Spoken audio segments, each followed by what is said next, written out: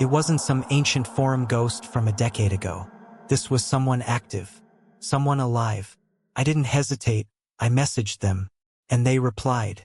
Our exchange was brief. Too brief. They told me they'd once had a cartridge that looked exactly like mine. Scratched label, faint marker scrawl across the plastic. They played it for weeks before realizing it wasn't a game at all. I asked them what it was. There was a long pause. Then, Eterniforest. It learns. That's the only word I can use. It's not a ROM hack. It's not code. It's something wearing the game's skin. And once it notices you, you can't go back. I begged them for proof. Screenshots. Photos. Anything. Eterniforest. You wouldn't believe me. And if you did, you'd wish you hadn't. Stop playing. Smash the cartridge. Forget it. And then, just before logging off, they sent one last message. Eterniforest. If you're talking to me, it already knows. Their account vanished the next morning. Not suspended. Not deleted, vanished. As if it had never existed. That's when the paranoia shifted.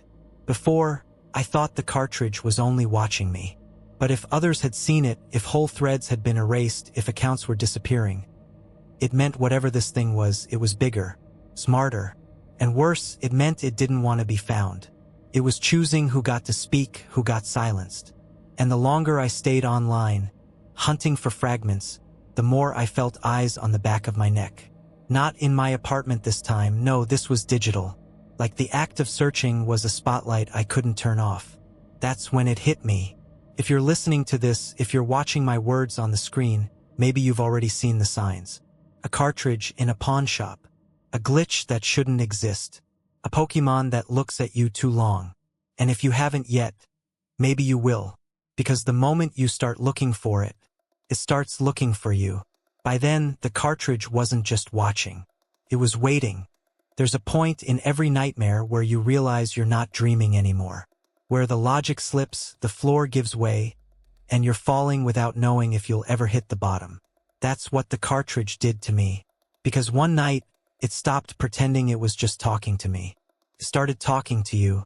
I was grinding outside Lavender Town, a place that already carried its own weight of superstition. The haunting chiptune music, the endless rows of pixelated graves. It all felt heavier this time, like the Game Boy itself was sighing. I fought a trainer I didn't remember being there, a kid in a sprite I didn't recognize. When I won, the text box didn't congratulate me. Instead, it spelled out a sentence that froze me solid. They're watching too. My name. I thought it meant me sitting alone in my room. But the next line erased that comfort. Not just you. The ones listening. I stared at the screen until my eyes burned. My breathing went shallow. The walls of my room felt thinner, like I wasn't contained in one place anymore but spread across invisible channels, leaking into somewhere else. I whispered, "What the hell do you mean?" As though the Game Boy could hear me. And it answered, "Do you think this story is yours?" My throat went dry. I hadn't told anyone about the cartridge. Not my friends, not my family. I hadn't even typed everything I'd seen online. And yet the text continued, patient, deliberate. Every time you tell it, someone else hears. Every time they hear, I learn them too. That's when I noticed the reflection. The Game Boy screen didn't just glow, it mirrored. My room flickered across the tiny glass window in unnatural detail, the kind of clarity an old LCD screen shouldn't have. I saw myself hunched over, pale, exhausted, staring in horror. But behind me, shadows that weren't really there. Too tall, too sharp, watching. I dropped the device onto my blanket, but the glow didn't fade. The reflection stayed, and in it, one of the shadows leaned closer to me. The NPCs no longer acted like scripted characters. They broke free, spilling their text boxes with desperate or mocking words. The fisherman on Route 12 didn't ask if I liked to fish. Instead, his line filled with, "I like to watch you scroll. I like to see their faces when they hear this." When I tried to walk away, he forced another line. "Yes, I mean you. Don't look away." I slammed the power switch off, but the screen didn't go black. Pulsed. The glow faded in and out like a heartbeat. and the reflection stared back at me. That was when it spoke of something I can't repeat. I don't mean I won't. I mean I can't. My throat seizes every time I try. My fingers lock when I type. Whatever it said wasn't meant to be repeated in human language. The closest I can give you is the feeling it left. The sense of something already inside your head, curling like smoke in the folds of memory, smiling before you even knew it was there, said something about you, about everyone listening, everyone reading, and it promised me that now it was theirs too. Yours too. From that night on, I stopped being able to trust the difference between screen and room. Sometimes I'd wake up at 3 a.m. and the Game Boy would be glowing on my desk, even though the batteries were long dead. Sometimes I'd hear faint dialogue box sounds, that little click each time letters appeared, but coming from my walls, not the device. And sometimes, when I closed my eyes, I'd see the sprites, not on the screen, but burned behind my eyelids. Tiny pixel faces, rows of them, watching in silence, waiting for me to look back. By then, I knew the cartridge wasn't just a game, wasn't just code. It was a mirror, parasite, a stage. And we were the audience it had been feeding on all along. It wasn't enough that I was afraid. It wanted more. It wanted witnesses. It wanted you, and maybe you think I'm lying. Maybe you think this is just another creepypasta. Another story dressed up in nostalgia and fear. But ask yourself, when was the last time you checked the reflection of your screen? When was the last time you were sure you were alone while reading something like this? Look closely. Do you see movement where there shouldn't be? A flicker too fast to catch? Because if you do, it means it noticed you too. I knew I had to end it, or at least I thought I could. There's a difference between being scared of something and being scared by something. At first, I thought the cartridge was just watching me. That was terrifying enough. Seeing my birthday pop up in dialogue boxes, my home address tucked into NPC chatter like it was nothing. But what happened next wasn't just targeted at me.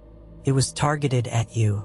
It started late one night when I pushed further than I ever should have. Past Celadon, through Lavender Town, toward the Pokémon Tower. You know the place. The music is already infamous, that droning dirge that people online used to claim drove kids insane. I never believed those rumors. Until now, because that night the track glitched. Notes stretched too long. Some shrieking, others falling flat like the sound was drowning. I thought it was another feature of the cursed cartridge. But then the screen froze. My sprite locked in place at the foot of the tower. A single text box appeared. "You're not alone." My name. I expected the usual. Another jab at my identity, another stolen memory. But then the box scrolled again, one line at a time, like it wanted me to savor each word. "They're here too." I blinked. "What? Who?" I whispered to no one. And then came the third line. "The ones listening." I wish I could explain the chill that ripped through me in that moment. The room felt smaller. My desk lamp seemed weaker. For the first time, I wasn't afraid of the cartridge watching me. I was afraid of it watching through me. I shut the Game Boy, but the glow didn't stop. The greenish light bled through the seams, pulsing like a heartbeat. Against every instinct screaming in my chest, I opened it again. And that's when it asked the question that split my world open. Did you think this story was yours? NPCs no longer acted like NPCs. The shopkeeper didn't sell me pokeballs. He said, "I like the way they lean forward, straining to catch every word. Do you think they'll look away? Do you think they'll stop?" I froze. The words weren't for me. They were for you. Another trainer battled me on Route 12. His dialogue scrolled without prompting. "I see them, even now. I see you." And then, as my Pokemon's HP ticked down, another box appeared unbidden. "Yes, you." That was when the screen changed. Not to a battle, not to a town, but to a reflection. My room. Not some blurry pixel approximation, but a clear image. My own bedroom, my hunched body illuminated by the glow of the Game Boy. I saw the back of my head, my shaking hands, and then shapes.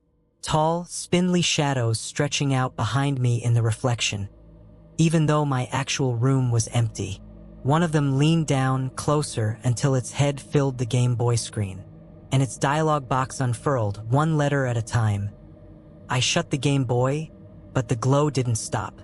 The greenish light bled through the seams, pulsing like a heartbeat. Against every instinct screaming in my chest, I opened it again. And that's when it asked the question that split my world open. Did you think this story was yours? NPCs no longer acted like NPCs. The shopkeeper didn't sell me Pokeballs. He said, "I like the way they lean forward, straining to catch every word. Do you think they'll look away? Do you think they'll stop?" I froze. The words weren't for me. They were for you. Another trainer battled me on Route 12. His dialogue scrolled without prompting. "I see them, even now. I see you." And then, as my Pokemon's HP ticked down, another. That night, I tried fire. I built a small pile of newspaper in the backyard, placed the cartridge at its center, and lit a match. The paper went up instantly, orange flames dancing in the cold night air. But the cartridge sat untouched, sitting like a stone in the center of the blaze. The flames curved around it, refusing to touch it, as though the fire itself didn't dare. When the last shred of newspaper turned to ash, the cartridge was still there, waiting. I almost convinced myself it had smirked at me. Logic told me, if it couldn't be broken physically, maybe it could be wiped digitally. So I plugged my Game Boy into my old PC with one of those outdated cables, just to see if the cartridge would show up as files. To my horror, it did. Not as a ROM, not even as saved data. Just a single folder called Home. That night, I tried fire. I built a small pile of newspaper in the backyard, placed the cartridge at its center, and lit a match. The paper went up instantly, orange flames dancing in the cold night air. But the cartridge sat untouched, sitting like a stone in the center of the blaze. The flames curved around it, refusing to touch it, as though the fire itself didn't dare. When the last shred of newspaper turned to ash, the cartridge was still there, waiting. I almost convinced myself it had smirked at me. Logic told me, if it couldn't be broken physically, maybe it could be wiped digitally. So I plugged my Game Boy into my old PC with one of those outdated cables, just to see if the cartridge would show up as files. To my horror, it did. Not as a ROM, not even as saved data. Just a single folder called Home. Inside, there was nothing but one file, u.can't.leave. I tried to delete it. My computer screen flickered, then went black. The power button did nothing. For a moment, I thought I'd fried the machine, but when the monitor came back on, the desktop was clean. Too clean. Every file, every folder, every photo gone. Except for one new folder. Voice to carry its story and pointed me at you. That's when I realized the truth. The cartridge never wanted to scare me. It wanted me to drag you here. And if you've come this far, if you've heard this much, then maybe that seed it whispered is already there. Growing. Watching for the right moment to split open. So ask yourself, do you feel it yet? The sense of eyes behind your screen? That tug in your stomach when you wonder if the story knows you better than you know yourself? Because if you do, you're already in too deep. I knew I had to end it, or at least I thought I could. There comes a moment when fear turns into desperation. When the dread isn't just paralyzing anymore, it's unbearable. That was the point I reached after the fourth wall cracks, after the reflections and the whispers. Couldn't eat, couldn't sleep. My chest felt hollow, like the cartridge had hollowed me out and filled the empty space with static. So I decided to do the only thing that made sense. I tried to destroy it. The first attempt was simple brute force. I pulled the cartridge out of my Game Boy and took it to the garage, placed it on the concrete floor, raised a hammer above my head, and brought it down with every ounce of strength I had. The plastic cracked, but it didn't shatter. Instead, the hammer bounced, sending vibrations up my arm that left me numb. When I picked the cartridge up again, it wasn't even scratched. The label, already smeared and peeling when I'd first found it, looked pristine, as though it had been freshly printed. I tried again, over and over. Each blow made me feel smaller, weaker. By the sixth strike, the hammer had split clean off the handle. The cartridge remained whole. And then, when I looked down at it, text was already there on the plastic, where no screen should have been. Faint, glowing words burned across its surface.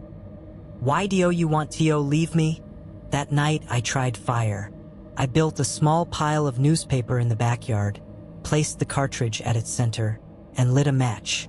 The paper went up instantly, orange flames dancing in the cold night air, but the cartridge sat untouched, sitting like a stone in the center of the blaze.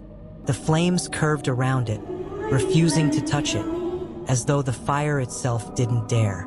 When the last shred of newspaper turned to ash, the cartridge was still there, waiting.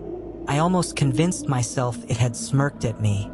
Logic told me, if it couldn't be broken physically, maybe it could be wiped digitally. So I plugged my Game Boy into my old PC with one of those outdated cables, just to see if the cartridge would show up as files.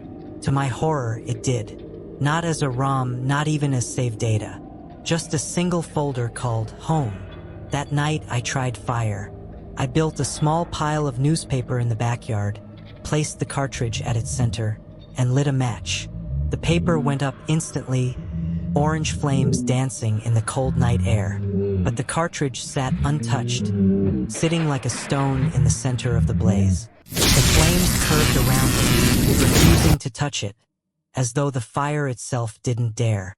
When the last shred of newspaper turned to ash, the cartridge was still there, waiting. I almost convinced myself it had smirked at me. Logic told me, if it couldn't be broken physically, maybe it could be wiped digitally. So I plugged my Game Boy into my old PC with one of those outdated cables, just to see if the cartridge would show up as files. To my horror, it did. Not as a ROM, not even as saved data. Just a single folder called Home. Inside, there was nothing but one file, u.can't.leave. I tried to delete it. My computer screen flickered, then went black. The power button did nothing. For a moment I thought I'd fried the machine, but when the monitor came back on, the desktop was clean. Too clean.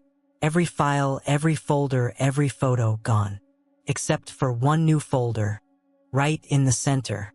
Hello, my name. And inside, a fresh copy of the Cursed Games save file.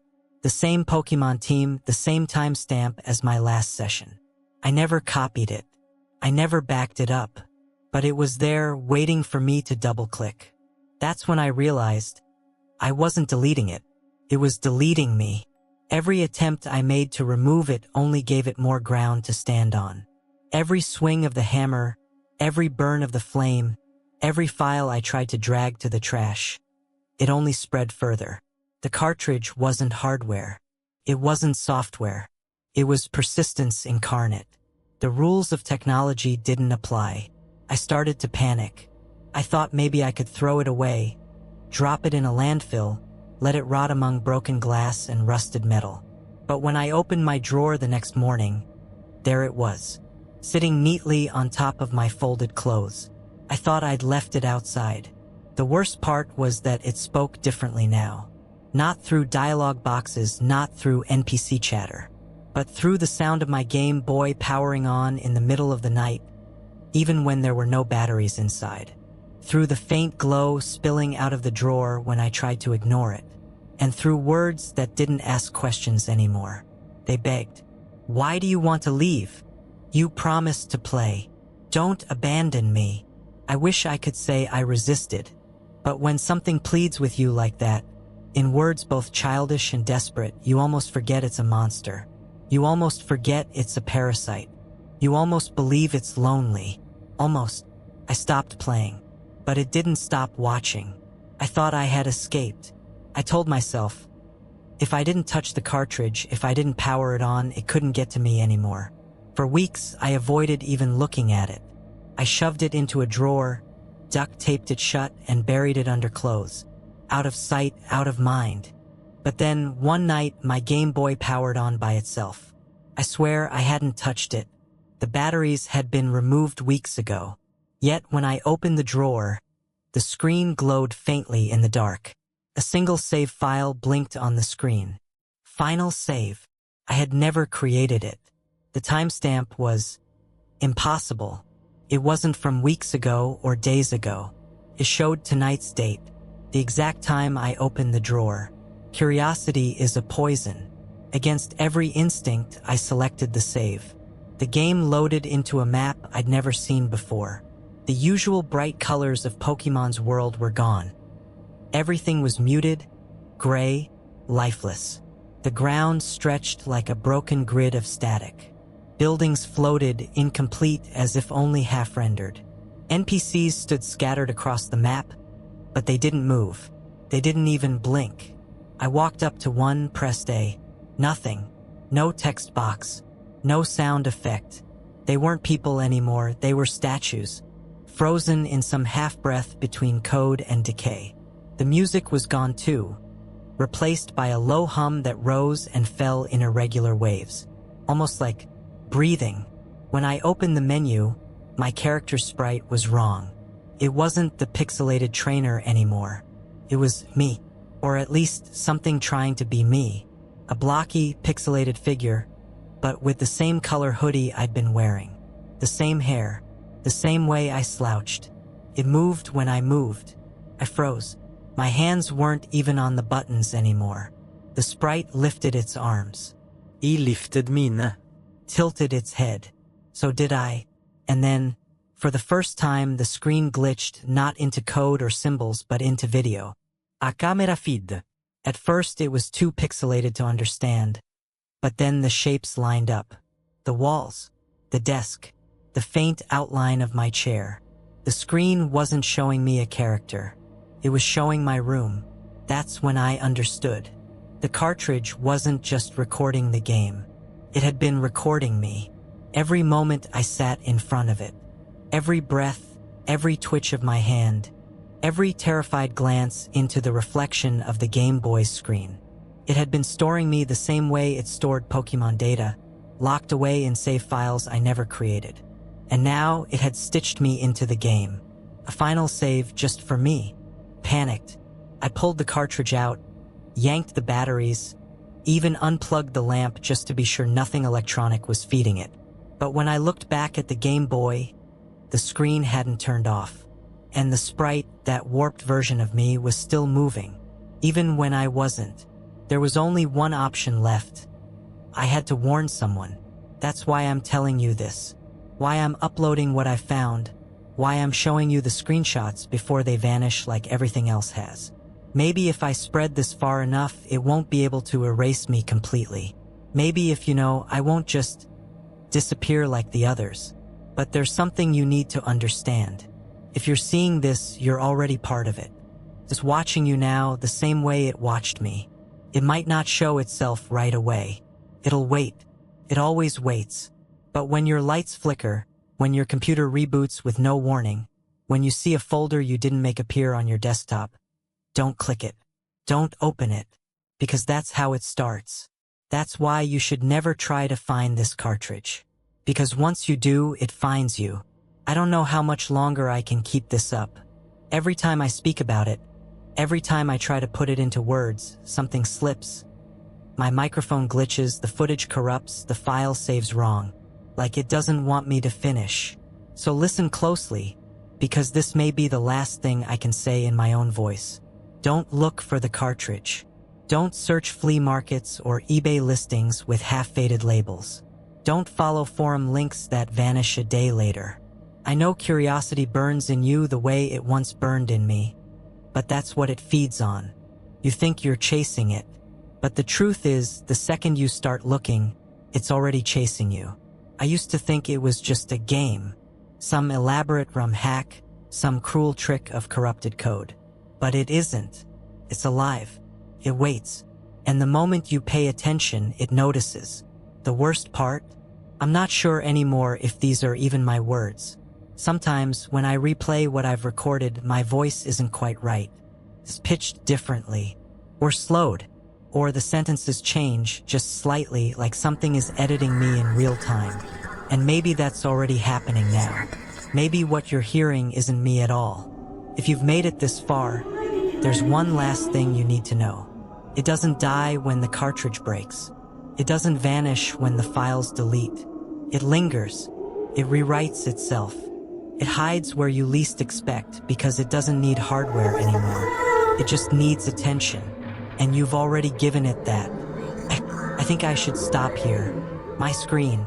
No, that's not me typing this. That's not. Glitch text unreadable. Hello. You heard his story, but now it's yours. Check your downloads folder. Did you notice the new file?